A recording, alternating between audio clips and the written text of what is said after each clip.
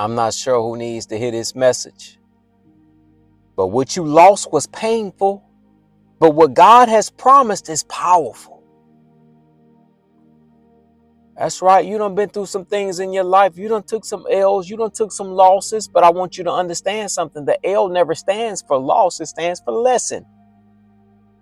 Because you learn from it. And you don't go through life. No, you grow through life. God will turn that test into a testimony. He'll turn that mess into a message. See, when you walking with God, it's a different perspective. We got our boots on because we walking with God. Hey, let me tell you what I read earlier. In Luke chapter 5, do you realize that Jesus came and sat in Peter's boat? Jesus came and sat in Peter's boat. Look right here. Verse number 2. And he saw two boats by the lake, but the fishermen had gone out of them and were washing their nets. Getting into one of the boats, which was Simon Peter's, he asked him to put out a little bit from the land, and he sat down and taught people from the boat. Watch this, just the key part, verse number 4. And when he had finished speaking, he said to Simon, which is Peter, put out into the deep and let down your nets for a catch. Basically, I'm about to show you how to really fish. And watch this, Peter about to say, but look, we've been fishing all night and we caught nothing. Watch this. Verse 5. And Simon answered, Master, we toiled all night and took nothing. But at your word, that boy Peter knew how to, that's one thing about Peter. He gonna complain a little bit, but he gonna come to the realization, but at your word, let's go. It got me. That's just like us. We like to complain. We like to complain too. I'll be complaining sometimes. And Simon answered him, Master, we toiled all night and took nothing. But at your word, I will let down the nets. And when they had done this, they enclosed a large number of fish, and their nets were breaking. They signaled to their partners in the other boat to come and help them. And they came and filled the boats so that they began to sink. In other words, they needed help to reel all these fish in.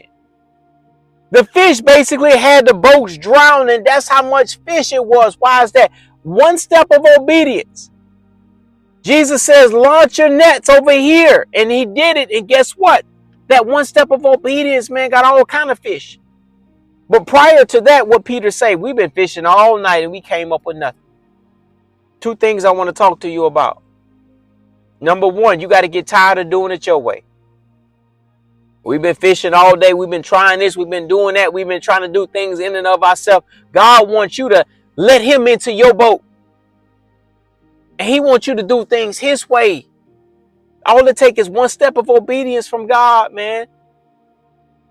And I'm telling you, it'll change your life. Next thing. Do you see how Peter let Jesus into his boat?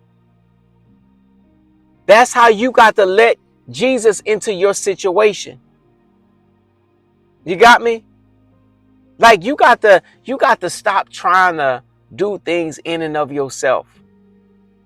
See, like in the world, like if you play on a basketball team or football team or tennis team or whoop-de-woo, wham-wham, whatever kind of sport or anything, they got what's called an MVP trophy. And whether they want to realize it or not, everybody on the team be competing for that. You got me? Like a team could be winning 60-20 and the game could be over with 13 seconds left. And you got somebody on the team, they're going to run and try to dunk the ball.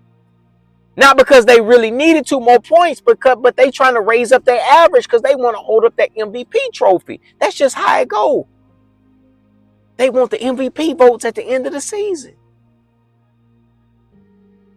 DeMarcus, why you telling me that? I don't watch no basketball. I'm trying to tell you that we so used to wanting to do things ourselves, wanting to be the most valuable this, wanting to be this. I can accomplish this. I can do this. I can do this. But you got to realize who the real MVP is. It's Jesus. So you pass the ball to him and you let him dunk it. You need to be leading the league with assists, not the MVP. You got me? See me, I don't want the MVP trophy. I'm giving them assists. The assist is when you get a ball to the person who scored. You got me?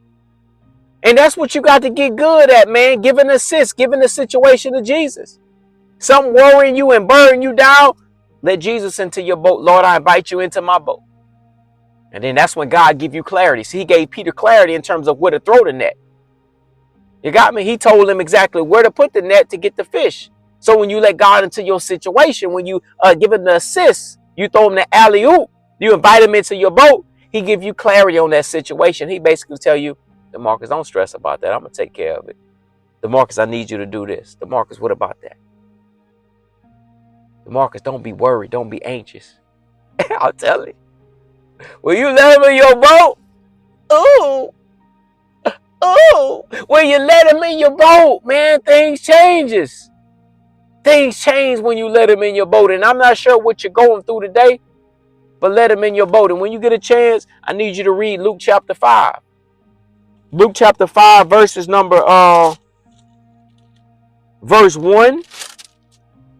through verse 11. All right, that's easy. That'll take you about 30 seconds, man. You a fast reader too.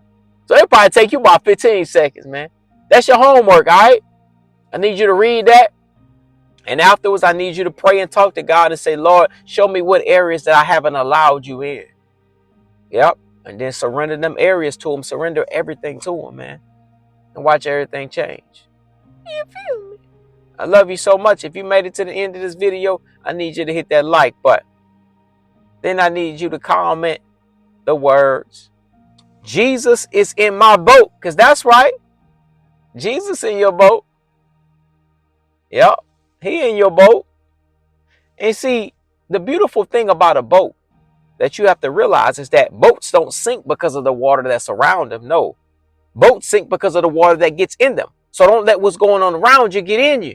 That's how boats start to sink. Too much water get in there. Don't let the 4 P's of life, the people, the problems, the pain, the pressure weigh you down.